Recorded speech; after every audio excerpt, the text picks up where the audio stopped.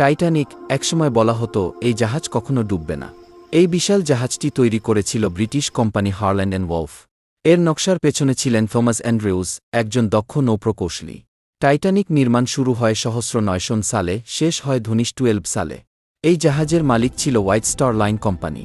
1912 সালে 10 April Titanic যাত্রা শুরু করে ইংল্যান্ড থেকে আমেরিকার উদ্দেশ্যে।